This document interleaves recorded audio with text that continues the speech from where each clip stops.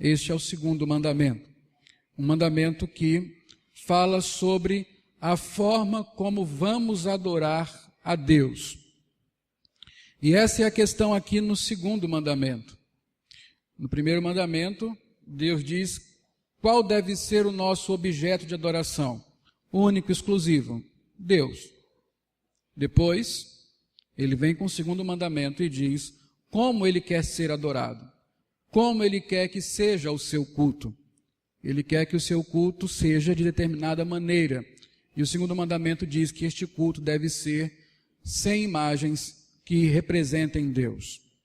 É disso que nós vamos falar nesta noite.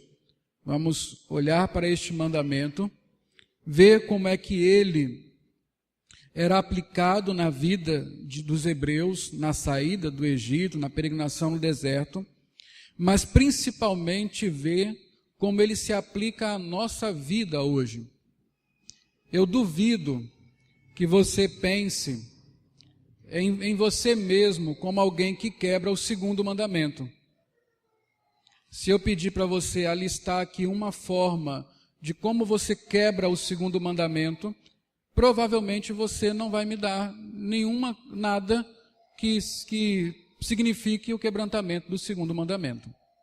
Você vai falar, eu não sou católico, eu não tenho ídolos em minha casa, na minha casa não tem oratório, não tem imagens, então, definitivamente, não tem como eu quebrar o segundo mandamento. Será que isso é verdade? Será que isso é verdade?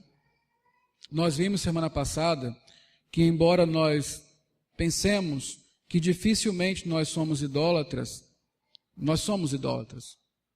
Os ídolos estão no nosso coração. Os deuses que criamos moram dentro de nós mesmos. O nosso coração é uma fábrica de ídolos. E hoje eu quero mostrar pela palavra de Deus que nós também quebramos o segundo mandamento e há maneiras de como nós cristãos, que mesmo que não tenhamos um templo forrado por imagens, há maneiras de nós quebrarmos o segundo mandamento e há também perdão para isso, o que é mais importante. Então vamos lá. O segundo mandamento, assim como a lei do Senhor, toda a lei, todos os 10 mandamentos, nós temos visto aqui que eles são os princípios para uma nova vida. E eu já expliquei isso, já há 2 domingos que eu venho explicando isso. Israel tinha uma antiga vida no Egito, com uma cultura própria, padrões próprios, princípios próprios do Egito. E então Deus tira este povo do Egito e agora dá para ele uma nova vida, uma vida que é uma peregrinação de adoração a Deus até o lugar de descanso que é a terra prometida. Nesta nova vida, os princípios do Egito não cabem mais.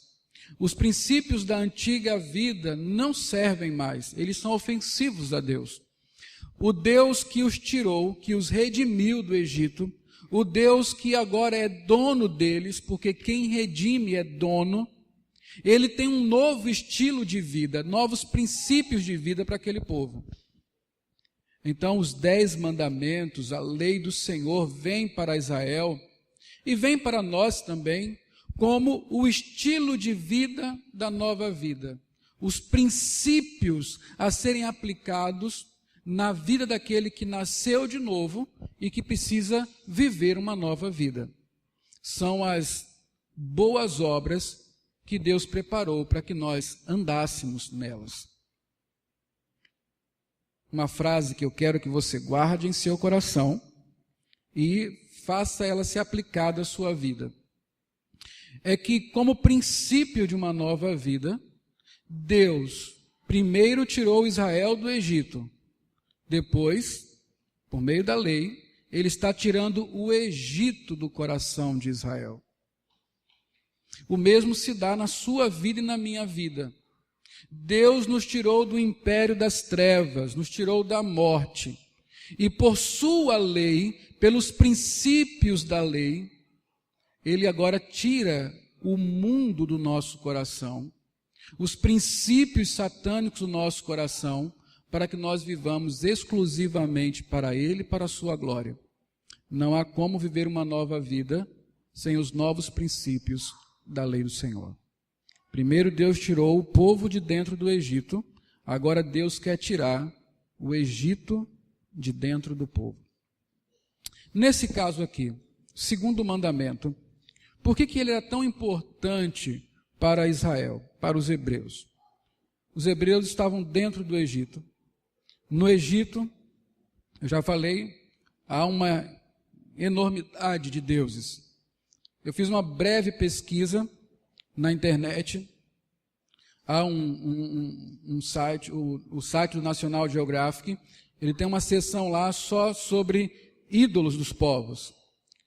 Lá, quando entra na seção do Egito, contando por cima, 28 ídolos, 28 deuses estão presentes na cultura egípcia daquela época, estavam presentes.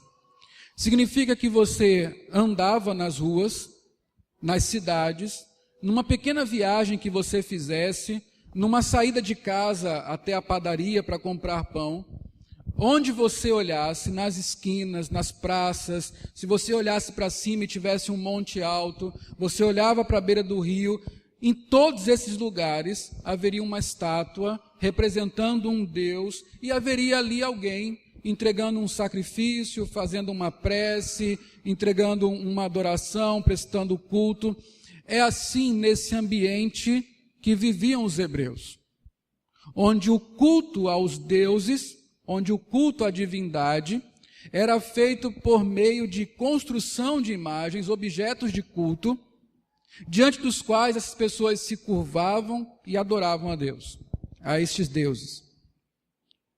Então, para evitar isso, para mostrar que esta não é a maneira correta de se adorar ao Deus vivo, Deus então dá o segundo mandamento, que é justamente uma proibição de que se façam imagens de escultura para adorar tanto a criação quanto ao próprio Criador.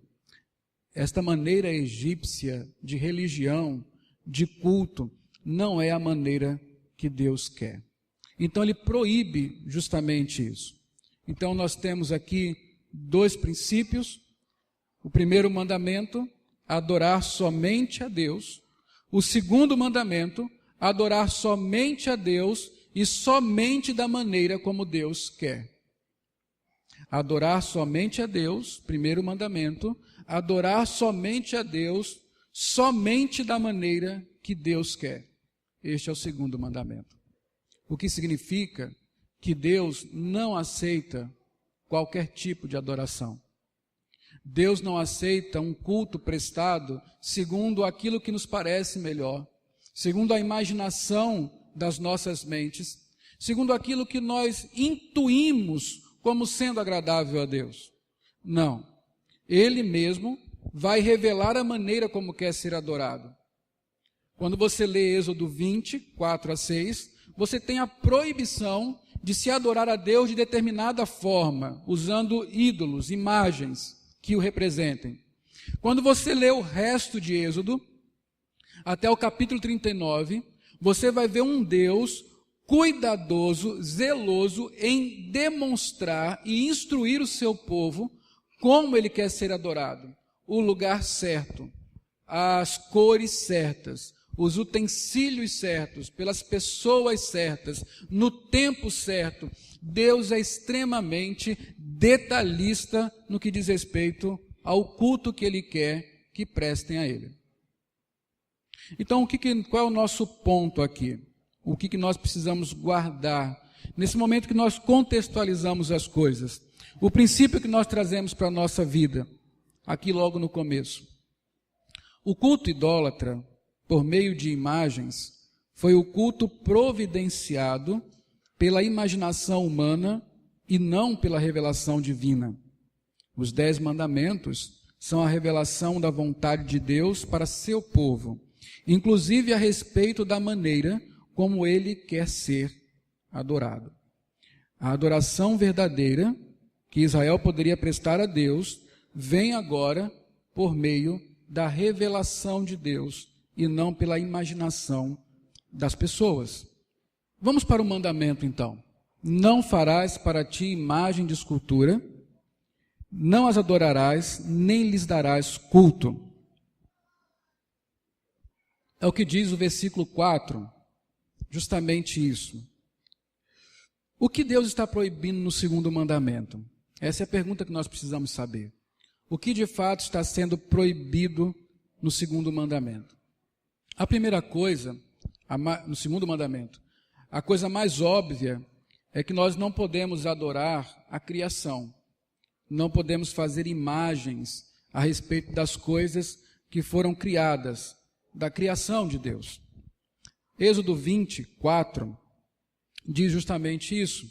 Não farás para ti imagem de escultura, nem semelhança alguma do que há acima dos céus, nem embaixo da terra, nem nas águas debaixo da terra. Nós não podemos fazer a grande troca que eu falei na semana passada.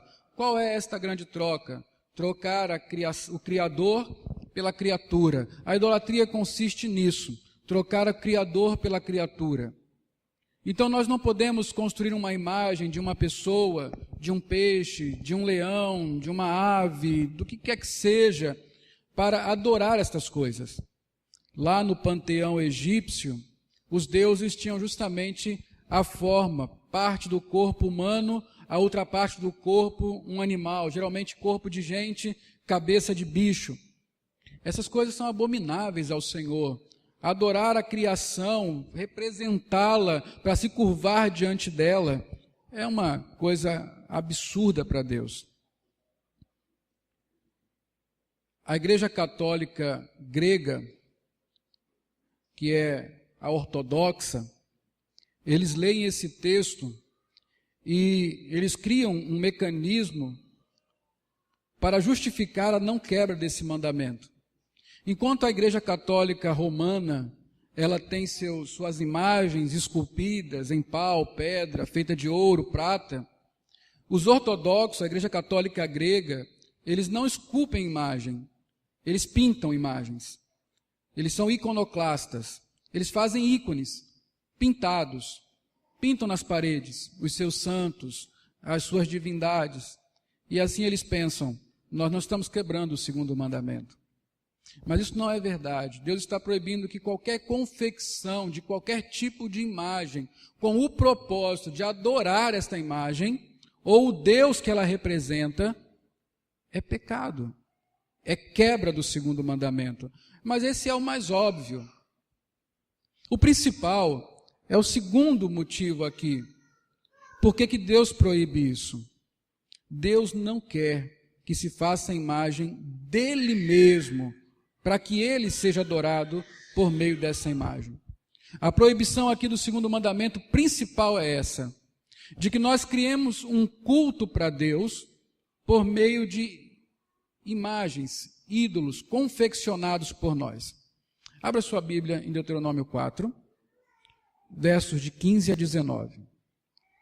Essa é a repetição deste mesmo mandamento de uma forma mais extensa, quando Moisés está se despedindo do povo, antes do povo atravessar o Jordão e finalmente entrar na terra prometida. Deuteronômio repete o mesmo mandamento, para a nova geração, 40 anos depois.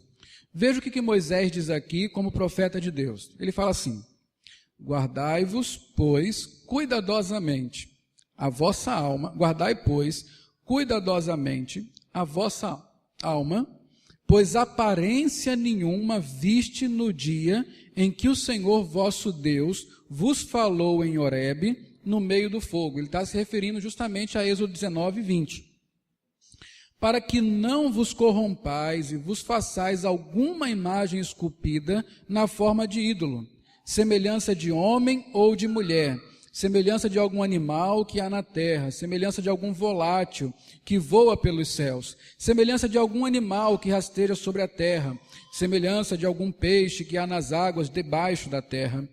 Guarda-te, não levante os olhos para os céus, e vendo o sol, a lua e as estrelas, a saber, todo o exército dos céus, sejas seduzido a inclinar-te perante eles, e des culto àqueles coisas que o Senhor, teu Deus, repartiu a todos os povos debaixo de todos os céus.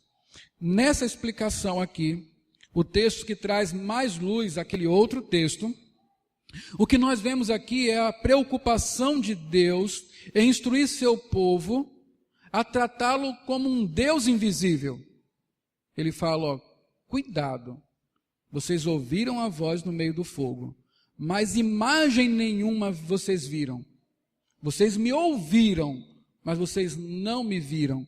Portanto, não caiam na tentação de fazer um Deus para representar quem eu sou.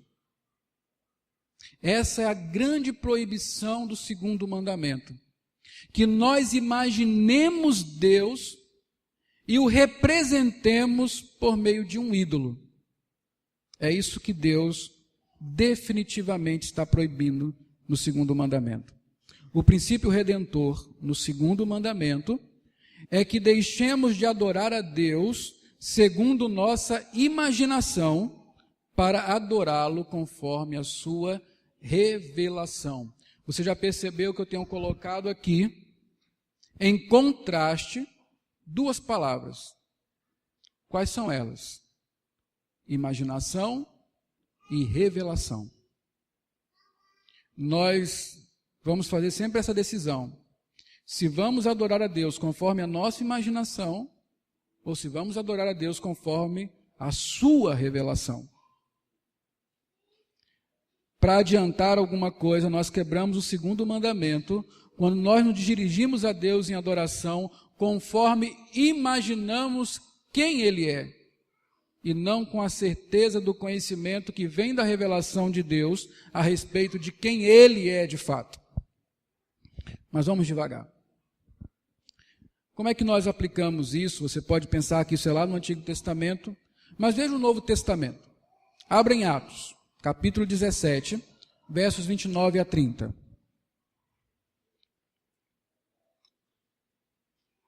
Atos 17, 29 a 30. É aquele famoso episódio quando Paulo está em Atenas, faz um discurso no Areópago e ele fala dos deuses atenienses, uma realidade muito parecida com a do Egito. No Novo Testamento, veja o que Paulo diz nesses versículos, preste bastante atenção, sobretudo no versículo 29, preste bastante atenção, diz assim: sendo, pois, geração de Deus, não devemos pensar que a divindade é semelhante ao ouro, à prata ou à pedra. Leia junto comigo. Trabalhados pela arte e imaginação do homem. Versículo 30 continua dizendo: ora, não levou Deus em conta os tempos da ignorância, agora, porém, notifica aos homens que todos, em toda parte, se arrependam, porquanto estabeleceu um dia em que há de julgar o mundo com justiça, por meio de um varão que destinou e acreditou diante de todos, ressuscitando dentre os mortos. Então Paulo encontrou em Atenas um contexto muito parecido com o dos egípcios. Lá em Atenas, Paulo diz que havia uma acentuada religiosidade. O versículo 22 desse capítulo diz isso. Aquele povo era muito religioso, de maneira evidente. Então,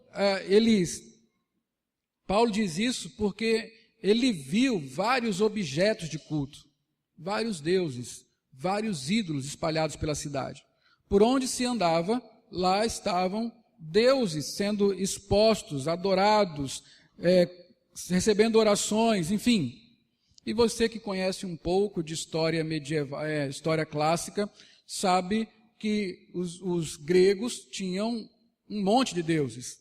E acharam poucos deuses, também tinham semideuses. E por aí vai.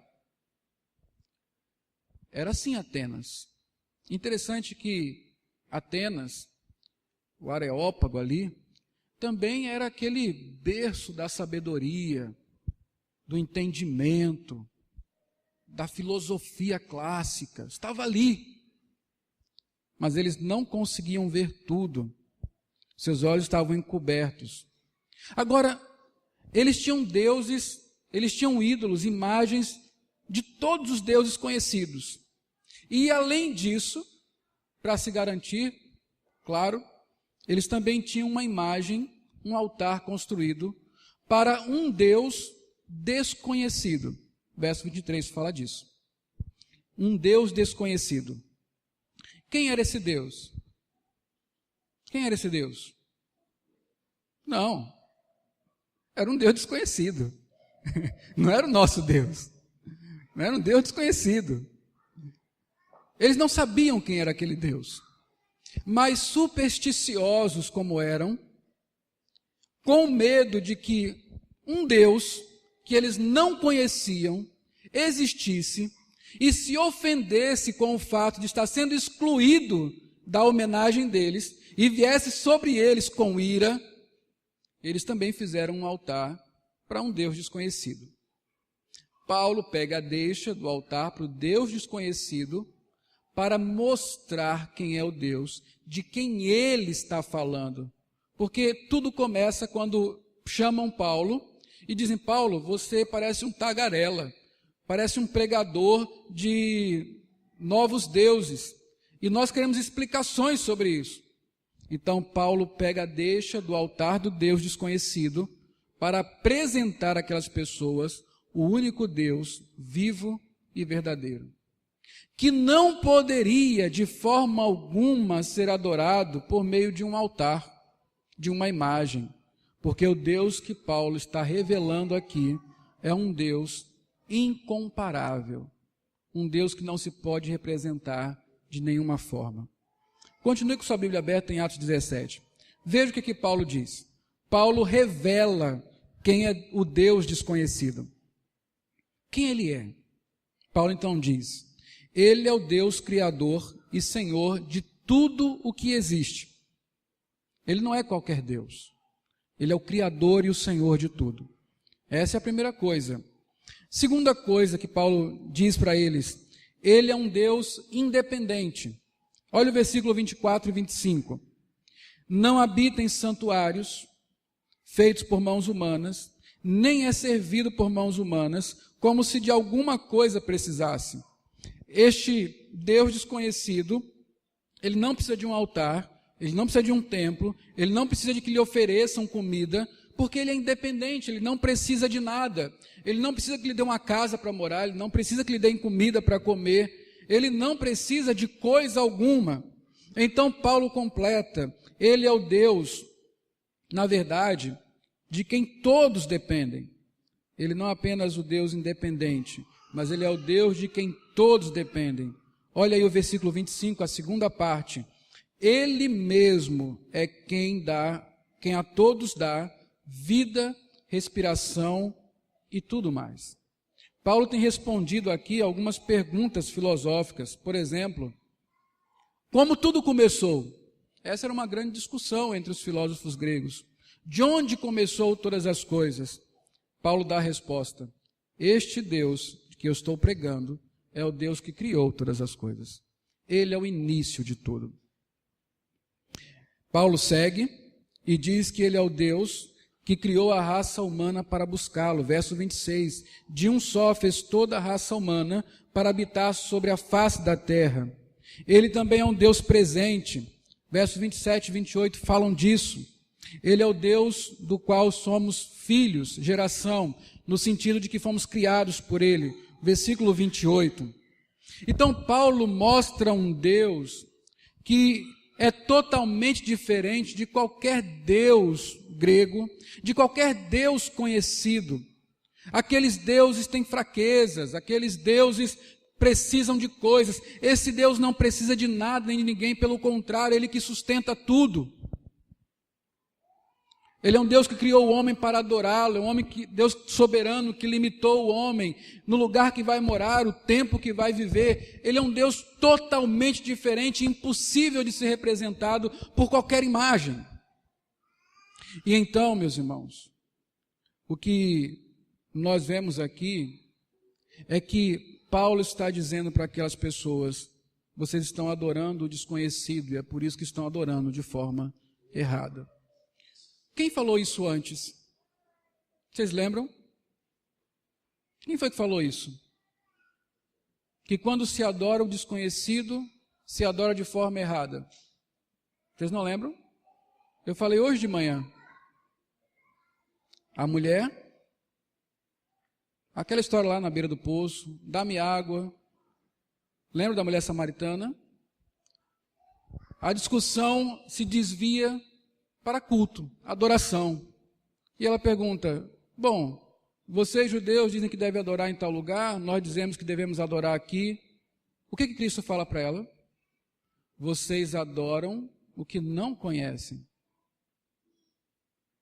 Por isso estão adorando errado. Nós adoramos o que conhecemos. Mas vem dias, e já chegou, em que os verdadeiros adoradores que o Pai busca, adorarão em espírito e em verdade. O que eu quero dizer com isso, meus irmãos? Há uma sequência decadente. Que sequência é essa? Começa com ignorância. Quando há uma ignorância sobre Deus, nós imaginamos Deus, criamos uma imagem dele, um ícone que o represente. O próximo passo, mais para baixo ainda, é nós o adoramos de maneira idolátrica. A adoração é equivocada. Idolatria é quando nós adoramos a Deus, o Deus verdadeiro, de forma errada também. Começa com ignorância, me leva a imaginar Deus, porque eu não o conheço, não me aprofundei.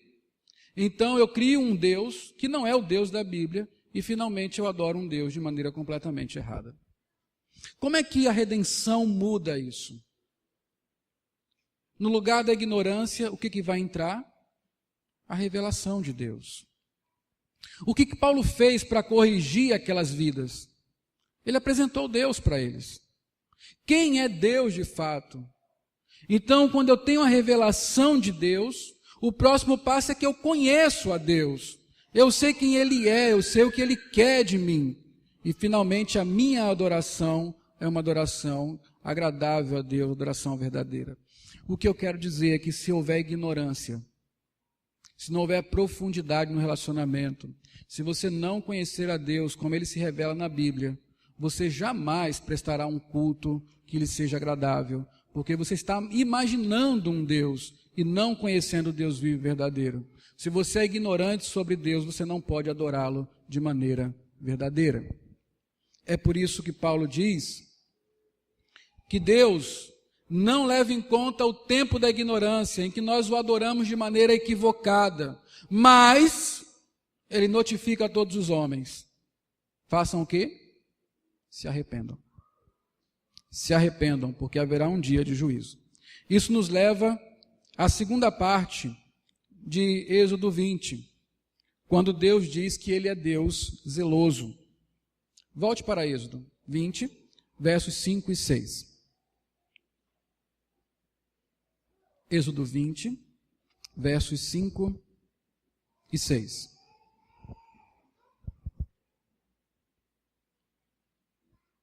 Veja o que Deus fala sobre a sua adoração, quando ela é errada.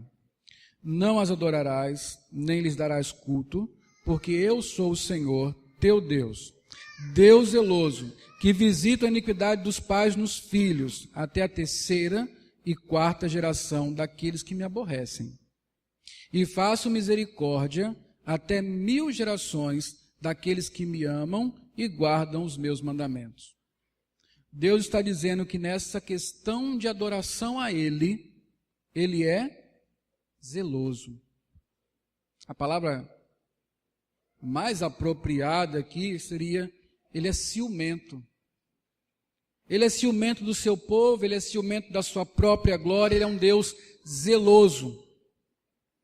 Deus não admite esse tipo de coisa. Não admite que o seu culto seja dividido entre as imagens e nem admite que ele seja adorado de forma errada. Deus, ele tem zelo por estas coisas. E o seu povo deveria zelar por isso também, em respeito ao zelo de Deus. Deus zela por sua imagem. Isaías 40, 18 diz assim: com quem me comparareis? Com quem comparareis a Deus? Ou que coisa semelhante comparareis a Ele? Com quem você pode comparar Deus? Absolutamente nada é semelhante ao Senhor. O mais próximo de ser a imagem e semelhança de Deus somos nós, e nem nós podemos representar Deus. Isso mostra o seu zelo. Com quem vocês podem me comparar? E esse contexto de Isaías 40 é justamente o contexto da idolatria. Aquele homem que pega um pedaço de pau, uma parte queima, outra parte faz um banco, outra parte faz um Deus e se curva diante dele. E Deus fala: vocês vão fazer uma imagem de mim. Com que vocês vão me comparar? Qual delas é adequada? Nenhuma. A minha imagem não é comparável a nada. Deus tem zelo por isso. Romanos 1, 20 a 23, já no Novo Testamento, Paulo dá a razão porque que Deus está com raiva do universo, porque que Deus está com raiva dos homens, porque que Deus irá julgar os povos. Ele diz o seguinte: porque os atributos invisíveis de Deus, assim o seu eterno poder, como também a sua própria divindade, claramente se conhecem desde o princípio do mundo, sendo percebido por meio das coisas que foram criadas.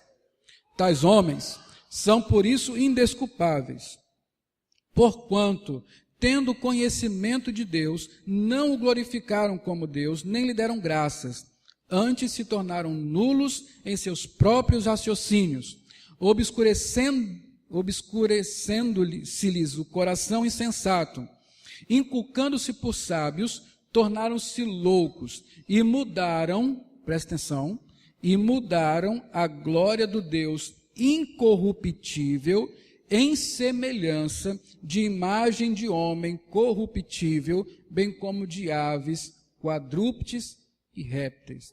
Entenda qual é a ofensa de fazer-se uma imagem de Deus. É porque você corrompe quem é Deus. A sua santidade, a sua natureza perfeita, o seu caráter, o seu poder, a sua falta de limites, a sua infinitude. Toda vez que você reduz Deus a uma imagem, você o ofende, você coloca uma mancha sobre a sua glória. É isso que os homens fizeram, e por isso é que eles serão castigados, porque eles pegaram a imagem incorruptível de Deus e a assemelharam à corrupção da criação depois da queda. Isso é abominável ao Senhor. O texto fala que o que Deus fará com aqueles que não respeitarem a sua imagem. O que Deus fará com aqueles que prestarem uma adoração segundo imaginação e não segundo revelação. Ele diz que visitará a iniquidade dos pais nos filhos. Há uma doutrina chamada justiça retributiva de Deus. Justiça retributiva de Deus. Quer dizer que Deus tanto recompensa os bons, como também castiga os maus. Deus abençoará infinitas gerações daqueles que o amam. Deus castigará pais, filhos, netos, bisnetos daqueles que o aborrecem. Mas o que isso quer dizer? Será que Deus castiga os filhos por causa dos pecados dos pais? Não é bem assim. O que Deus quer dizer quando fala que visita a iniquidade dos pais nos filhos?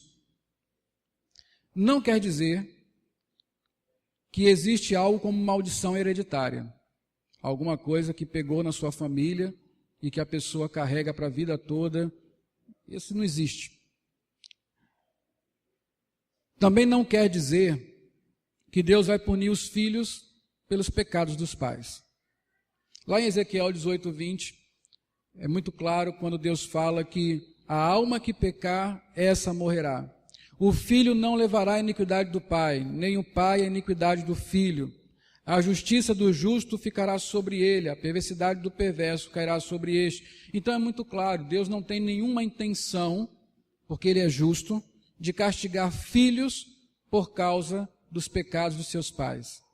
Mas, no final de contas, o que quer dizer visitar a iniquidade dos pais nos filhos? Preste atenção nisso, isso é muito importante. Quer dizer que os filhos sofrem consequências pelos pecados dos pais. Todo pecado tem consequência. Quer dizer, todo ato tem consequência. Por exemplo, se você for uma pessoa prudente, se você fizer um pé de meia, se você pagar a sua previdência privada ou uma pública, enfim, se você fizer todas estas coisas, se você faltar em sua família, quais serão as consequências? Eles ficarão assistidos após a sua morte. Você tomou uma atitude correta que levou consequências para o resto da sua família. Vamos pensar o contrário. Você pega todo o seu dinheiro e gasta. Você não faz uma poupança, você não coloca, não faz uma aplicação em previdência privada, você não contribui com a pública e de repente você fica incapacitado de trabalhar ou morre. Quem cometeu o erro? Quem cometeu o erro de não contribuir para o INSS? Quem foi? Você. Agora, quem vai sofrer com esse erro? Os que ficarem. Está entendendo como atos que nós cometemos repercutem nas vidas dos nossos filhos? A maneira como você vive hoje pode repercutir positivo ou negativamente na vida dos seus filhos.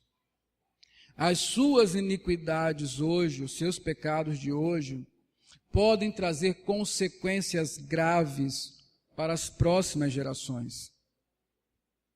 Entendeu? Isso é visitar a iniquidade dos pais nos filhos.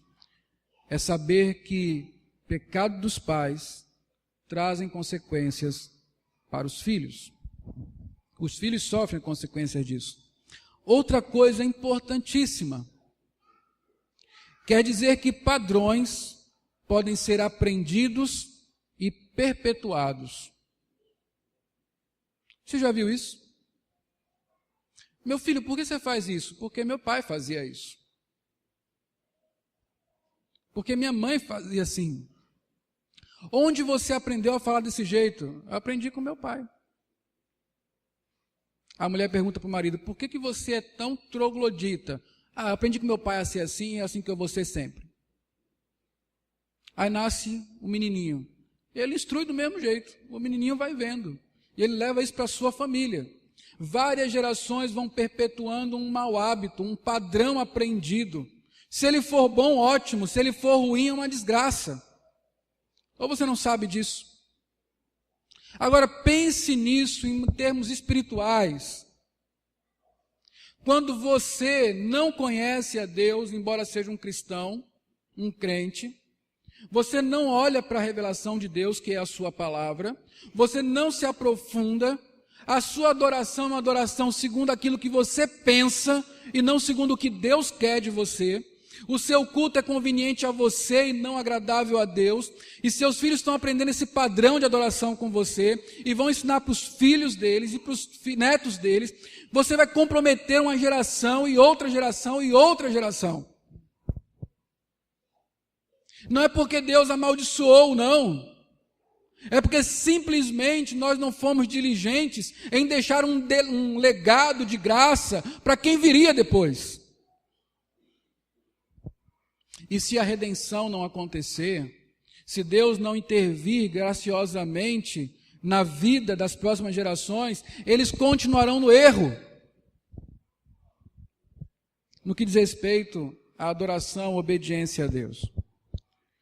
Observe isso, os filhos aprendem com os pais a maneira correta ou errada de cultuar a Deus. No caso de ser a errada e não houver uma redenção, isso pode comprometer algumas gerações de uma família. Você entende por que tem famílias que são problemáticas na igreja? O tempo passa, o tempo voa, e os problemas se repetem, só mudam as gerações. Por que será isso? Eu conheço uma família que é marcada pelo orgulho. Avô, filho, neto, netos, netas, tem o problema do orgulho, da altivez, porque os padrões foram aprendidos e não foram corrigidos. Isso compromete as próximas gerações. O maravilhoso nesse texto, neste momento, é que nós percebemos que a misericórdia de Deus superabunda sobre o pecado. O pecado tem consequências até 4 gerações. A bondade de Deus é para gerações infinitas. 1000 gerações aqui não é um número fechado. É uma maneira de dizer que infinitamente Deus será misericordioso com a família daqueles que o amam. Deus, ele é muito mais propício à misericórdia do que ao juízo. Mas ele é juiz. Para nós encerrarmos, como é que quebramos então o 2º mandamento? Eu quero que você pense nisso. A forma mais aparente disso é a adoração a ídolos. Fazer um oratório em casa, pintar na parede, se curvar diante deles e adorar. Você faz isso? Eu creio que não. Não é dessa forma que nós quebramos o 2º mandamento. Mas há uma outra forma. Criando imagens dos ídolos do nosso coração.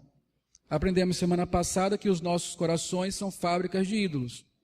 Se há um Deus em nosso coração, com muita certeza, nós iremos fazer uma imagem desse Deus. Deixa eu explicar isso. Recentemente na Veja, São Paulo, saiu uma matéria sobre os reis do camarote. Eu não sei quantos leram essa matéria. Os reis do camarote. É um tipo de pessoa que está agora em moda nas baladas de São Paulo. Um homem rico, solteiro, com muito dinheiro, que anda de festa em festa, os bares mais famosos, mais badalados da noite, gastando fortunas. Gastando fortunas. Eles encontraram o maior de todos, o verdadeiro rei do camarote. Este cara, em uma das baladas que foi, fechou um camarote e gastou 50 mil reais. Em uma festa. Entrevistaram ele e ele deu os 10 mandamentos do rei do camarote. E ele vai dizendo uma série de coisas. Roupas caras, e disse lá as grifes, Armani, sei lá, não compro roupa cara. Um carrão, ele tem uma Ferrari. À disposição de gastar dinheiro, ele diz que uma festa, numa balada, começa com 5 mil e pode ir até 50, 60 mil, dependendo. Muita bebida, companhia de mulheres bonitas e por aí vai. Até parece que eu aprendi, né? Estou querendo ser o rei do camarote. Mas não é isso. Por aí vai. Mas vamos pensar idolatricamente aqui. Este homem, ele tem um ídolo em seu coração. Ele tem um Deus que reina lá dentro. Chama hedonismo. A adoração ao prazer. Este Deus está dentro do coração dele. Agora, para adorar esse Deus, ele precisa construir uma imagem, um altar, um ídolo visível. Quando é que ele constrói a imagem desse ídolo? No seu estilo de vida. O seu carro representa esse ídolo. A roupa que ele veste representa este ídolo. As mulheres com quem ele anda representam este ídolo. Esse estilo de vida boêmio, gastador, esbanjador, é a imagem que ele criou e diante de que ele se curva para adorar e sacrificar a própria vida.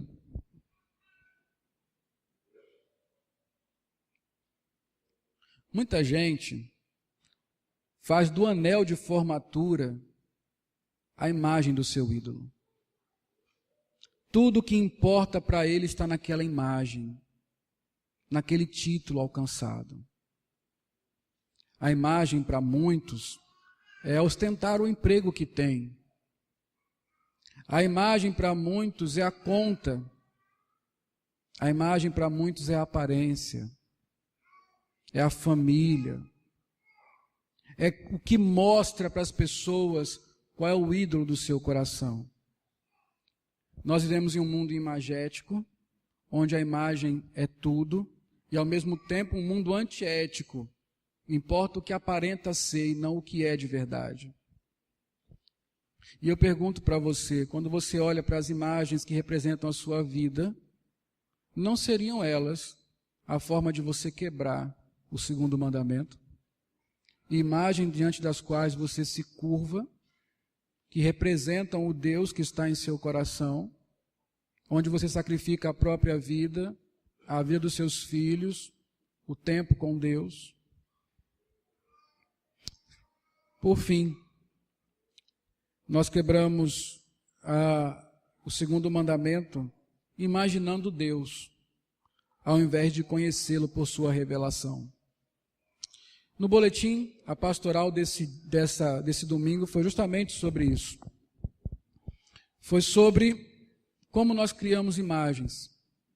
E o pior de tudo é quando nós criamos uma imagem distorcida de Deus. Por exemplo, meus irmãos, Deus tem vários atributos. Um deles é bondade, talvez seja o nosso favorito, o fato de que Deus é bom. Eu me torno um idólatra e crio uma imagem de Deus que não é Deus de fato, é uma imagem que eu criei.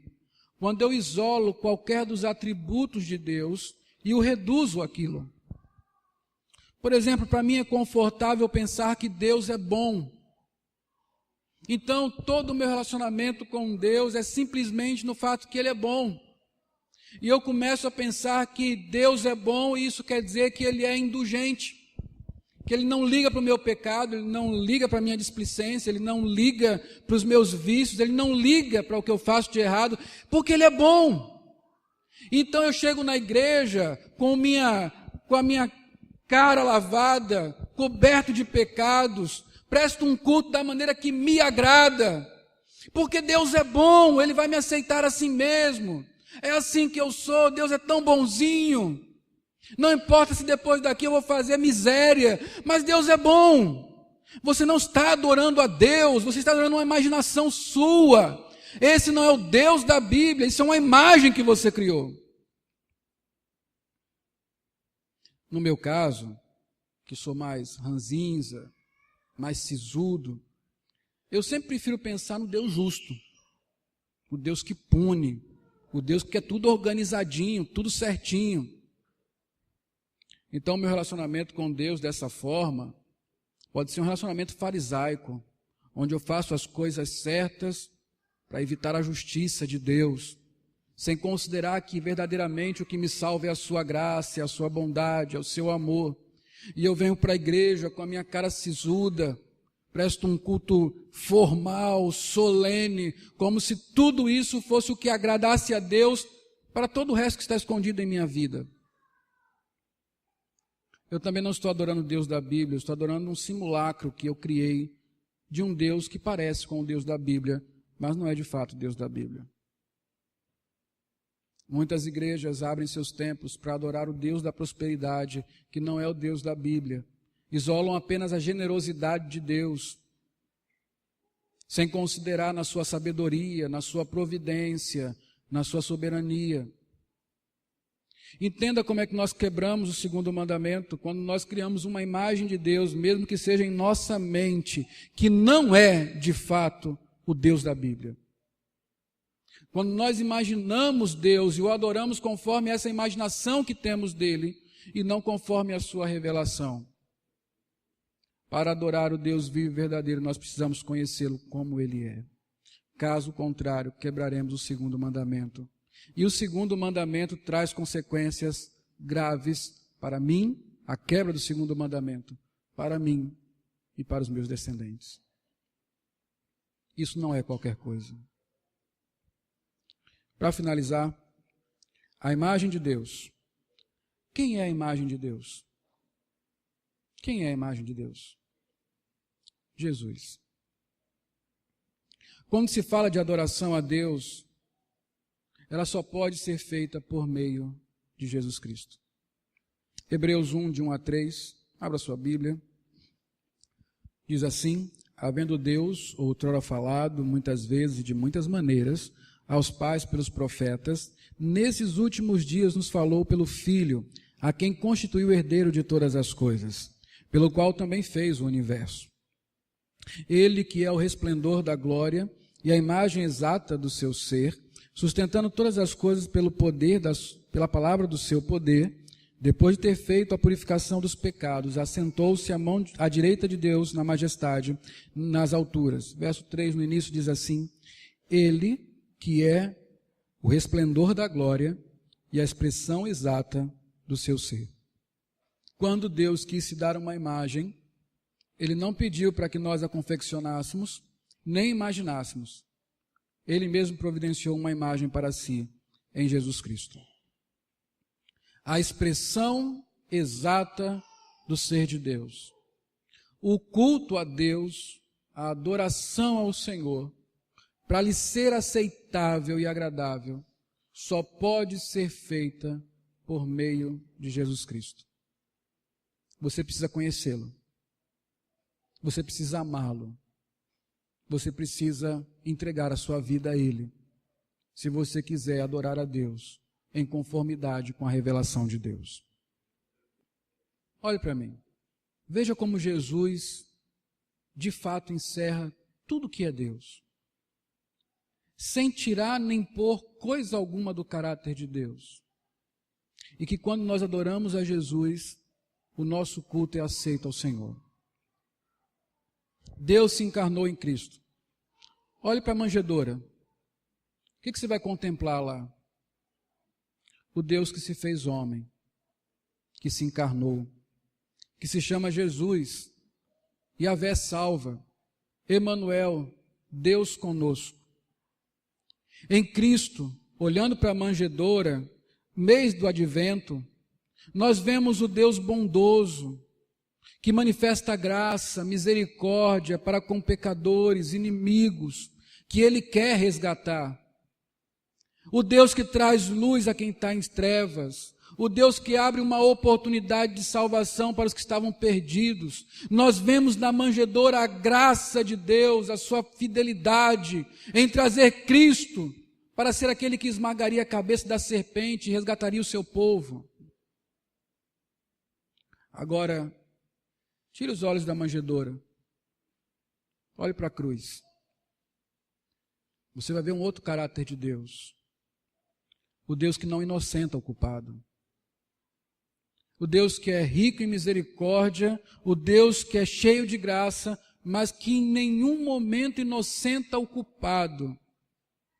Não há anistia para pecadores, a não ser que alguém morresse no lugar deles. O que levou Cristo à cruz? A justiça de Deus. O que aconteceu na cruz?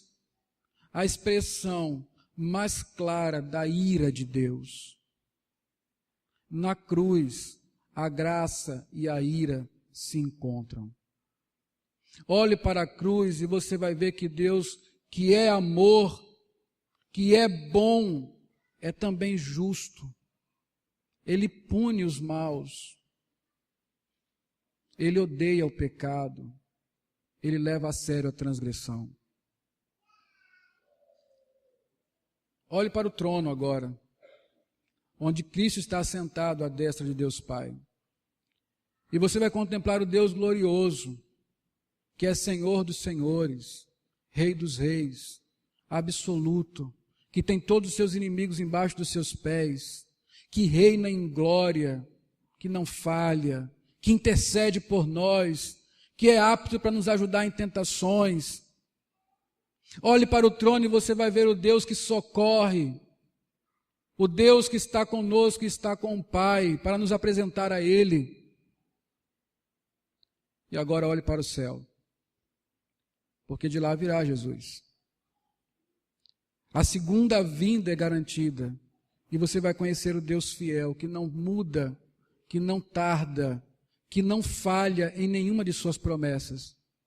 E ele prometeu que voltaria um dia para julgar os vivos e os mortos, para resgatar a sua igreja, para redimir o seu povo, para enxugar dos olhos todas as lágrimas, para dar esperança não, para tornar real a esperança que nos moveu durante toda a vida. Deus é tudo isso. Reduzir a Deus a qualquer uma destas coisas é criar um ídolo que não é Deus. Meus queridos, a adoração só é possível quando nós conhecemos a Deus. Caso contrário, nós vamos adorar um ídolo. Nós vamos criar uma imagem e a ela sacrificaremos a nossa vida. Olhe para essa mesa. Você vai participar dela daqui a pouco. Você vai ver aqui amor, justiça, ira, graça, bondade, fidelidade, tudo encerrado nos elementos que representam o sacrifício de Cristo por mim e por você. Este é o Deus da Bíblia. Este é o Deus que requer adoração, não conforme a minha imaginação, mas conforme a sua revelação. Que Ele tenha misericórdia de nós.